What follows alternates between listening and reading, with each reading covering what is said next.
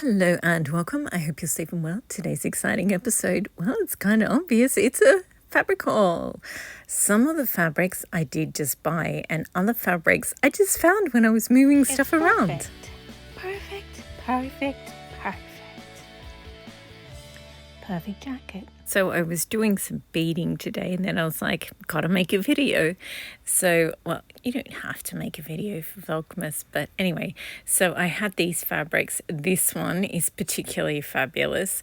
So we'll take a look at them and then after that, I will show you an update on this jacket because this is the one I was working on.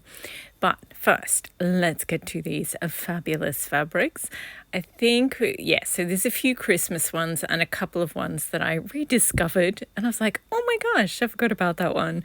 So yeah, I think we'll go with this absolutely adorable one. So it's got a mix of Gerber daisies, like 1960s looking. They look like they've been painted. And I love the colours. I love magenta and this big mauve and dark red peony. It's just amazing. And then there's this sort of folk art element as well. It's just the weirdest mix. It's like they couldn't decide whether they wanted to be some painting or some folk art or flowers from the 1960s. It's just a weird mix. Anyway, so I think I have enough to make the Berta 6123 jacket, the one with long sleeves, so dolman sleeves. So I think I will make that into a jacket and then bead it with magenta beads and dark red and maroon, those sort of colours. Or maybe mustard and gold, I'm not sure. I'll just make the jacket and then see which colours sort of come to the foreground once I've done that. And this is a fabric that I bought during this year, earlier this year sometime. And I was going to either make a jacket out of it or add it to a layer and make it a layer cake dress. But I was going to make a layer cake dress for this episode, but I have got the worst period pain at the moment, and so I can manage to sit at the desk and do beading, but getting up and moving around and standing and yeah, I was just like, no, I'll just sit down and do some beading. And then so hence the fabric haul.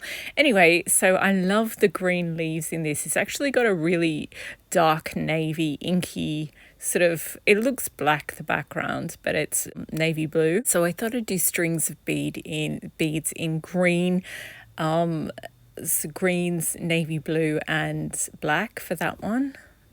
And I've got some leaf beads. This is poinsettias. It's just so cute. Like in every Christmas movie, that one, While You Were Sleeping with Sandra Bullock, she goes around to the house and she takes a poinsettia plant. They do it in pretty much every movie. I love this fabric. It's really pretty. And I like how the white poinsettias are quite green. In a lot of Christmas fabrics, they're very white or cream. These ones are the green, sort of have the greenish tinge that the actual plants have. So I really like it. And I like how the leaves are a sort of tealy green. I think it's really pretty, so I'm going to make a jacket out of that. There's only about a week and a half until Christmas, so, I can make these jackets. They won't be beaded before Christmas, but yeah. But I think I'll do dark beads on that one. This is a Christmas one. See, there's Christmas tree baubles, there's gold, and there's red ones as well. It is just a weird fabric. I saw it and I was like, that's weird. Sometimes I buy things and then, there are other nicer fabrics. But this one was just such an odd mix. These native those proteas are generally called native flowers or queen proteas. And I don't know, it kind of looks like a little forest, but then it's got these Christmas tree baubles in there as well. It was just so weird. So I don't know how I'm going to bead this. It's just, I thought it was interesting. I think you could make it look like a forest. You could also use big round sequins and make it look like a Christmas tree, though. So we'll see. I'll make it up into a jacket and then go from there. And these are bits of felt, red and dark red. I always sort of avoided dark red as a color. When I was in high school, I had this, like, I suppose some people would have called her a friend. Anyway, this person I went to school with. And anytime a guy would have a crush on me, she would jump on him, like that Bruno Mars song Grenade. And anyway, her signature color was dark red. So I avoided it for the longest time. But a few months ago, another person was doing the same thing.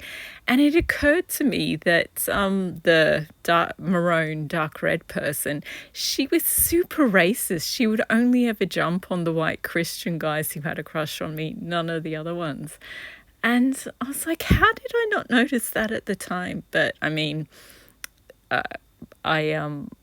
both my parents were really sick when I was a kid, so I still should have noticed it. Anyway, this is really cute, this fabric, another quilting cotton, and I only have enough to do one of those short sleeve jackets. Unfortunately, not a long sleeve one. I wish this is when you buy fabric online, you often have to buy either 1 yard or 2 yards or 3 yards or 4 yards. You can't buy anything in between, and I'd need about 1.5 yards. Oh, these three here are rayons, so I'm going to get them out and show them to you. It's a ladybug. So I've got a different cotton sateen ladybug fabric, which looks amazing, and I'm going to make a jacket and a matching big dress out of that. But this one is brighter, and it's a rayon or a viscose, and it's brighter red, and it's got bigger black blobs on it. It's 1/2 yard, but it's really, really wide. So I think I have enough to do the sleeves and the front of a jacket, and then the back of the jacket I might just do black, and then with a big red beaded feature on it. I think maybe.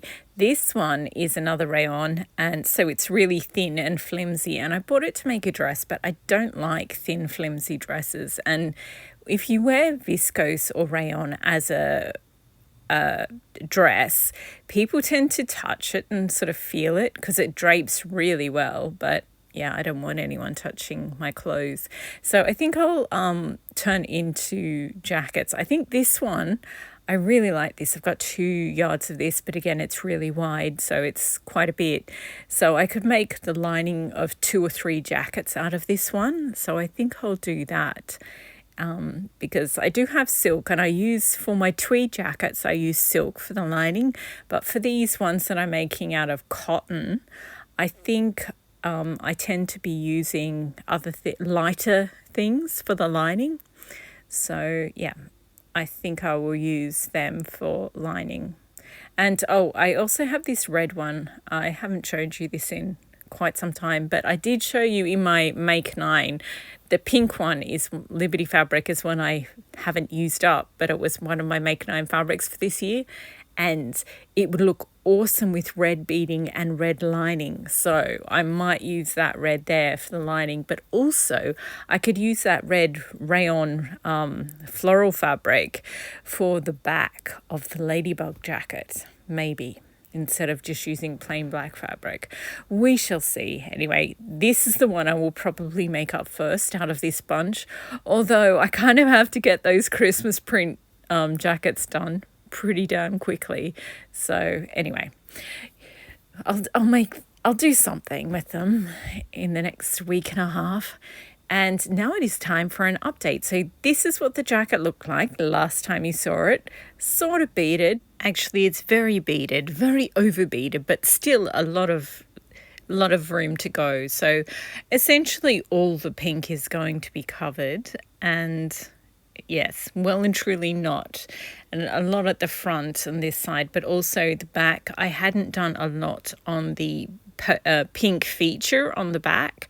I done enough. And also I said I wanted to take footage of it earlier on in the day so you could see whether the pinks were really going to work together, because when it's I took this too late in the day, and now that I step back, you can sort of see that they sort of mush well and they look nice and pink, but yeah, it doesn't look good at night.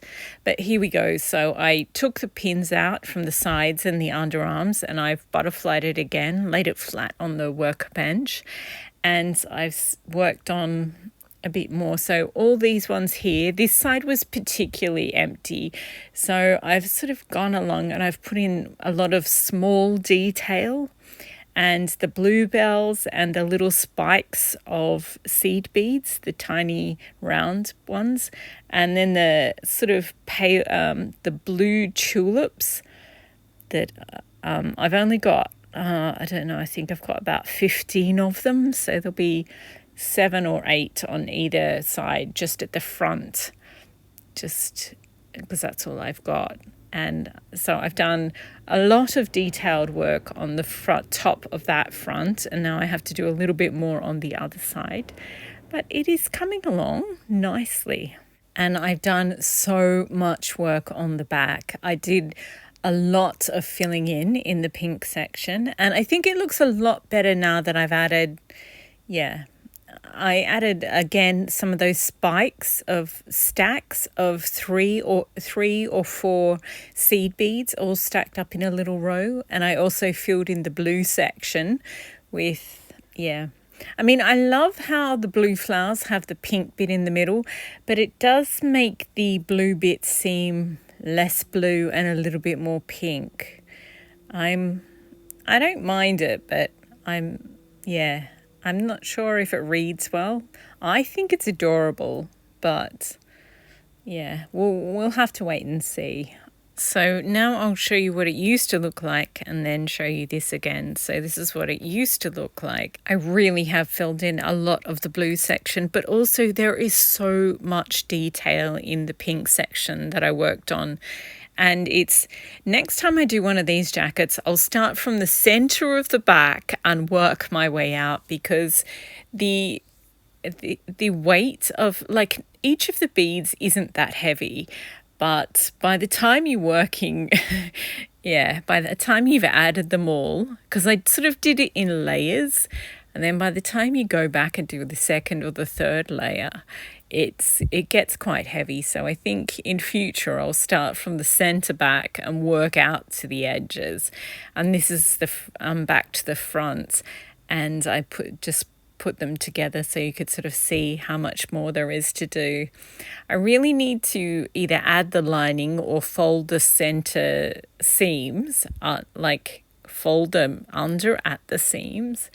So I think I'll just the next thing I do, I'll run the jacket through the sewing machine just to get a seam line, and then fold back and hand stitch back the seam allowance, and then just bead right up to the line and then hand stitch the lining in.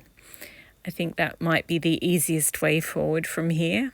Anyway, so that's where I am with that. Still got loads of work to do, but it's coming along nicely, and I'm using up so many beads. Once I've folded this pink bit underneath, I think I'll add more little spikes of seed beads as well. They make it so more visually interesting.